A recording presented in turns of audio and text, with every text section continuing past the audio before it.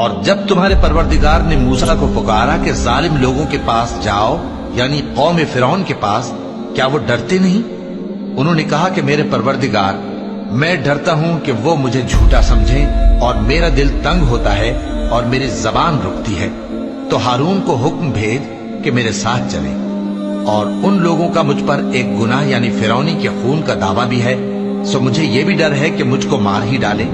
فرمایا ہرگز نہیں، بس تم دونوں ہماری نشانیاں لے کر جاؤ، ہم تمہارے ساتھ سننے والے ہیں۔ سو دونوں فرعون کے پاس جاؤ اور کہو کہ ہم تمام جہانوں کے مالک کے بھیجے ہوئے ہیں، اور اس لیے آئے ہیں کہ آپ بنی اسرائیل کو ہمارے ساتھ جانے کی اجازت دیں۔ فرعون نے موسیٰ سے کہا، کیا ہم نے تم کو جبکہ تم بچے تھے پرورش نہیں کیا تھا، اور تم نے برسوں ہمارے ہاں عمر بسر نہیں کی؟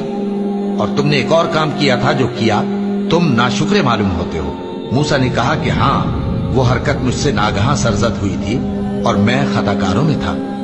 پھر جب مجھے تم سے ڈر لگا تو میں تمہارے پاس سے فرار ہو گیا۔ پھر میرے رب نے مجھ کو نبوت و علم بخشا اور مجھے پیغمبروں میں سے کیا۔ اور کیا یہی احسان ہے جو آپ مجھ پر رکھتے ہیں کہ آپ نے بنی اسرائیل کو غلام بنا رکھا ہے؟ فرعون نے کہا، اور رب العالمین کیا ہوتا ہے؟ فرمایا، آسمانوں اور زمین اور جو کچھ ان دونوں میں ہے سب کا مالک، بشرطے کہ تم لوگوں کو یقین ہو۔ فرعون نے اپنے ارد گرد کے لوگوں سے کہا کہ کیا تم سنتے نہیں؟ موسیٰ نے کہا کہ تمہارا اور تمہارے اگلے باپ دادوں کا بھی مالک۔ فرعون نے کہا کہ یہ پیغمبر جو تمہاری طرف بھیجا گیا ہے باولا ہے۔ موسیٰ نے کہا کہ مشرق اور مغرب اور جو کچھ ان دونوں کے درمیان ہے سب کا مالک، بشرطے کہ تم کو سمجھ ہو۔ فرعون نے کہا کہ اگر تم نے میرے سوا کسی اور کو معبود بنایا تو میں تمہیں قید کر دوں گا۔ موسیٰ نے کہا، خواہ میں آپ کے پاس روشن چیز لاؤں یعنی معجزہ؟ فرعون نے کہا، اگر سچے ہو تو اسے لاؤ، دکھاؤ۔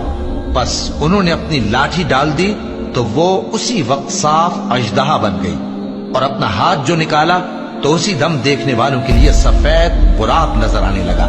فرعون نے اپنے گرد کے سرداروں سے کہا کہ یہ تو ایک ماہر جادوگر ہے، چاہتا ہے کہ تم کو اپنے جادو کے زور سے تمہارے ملک سے نکال دے، تو تمہاری کیا رائے ہے؟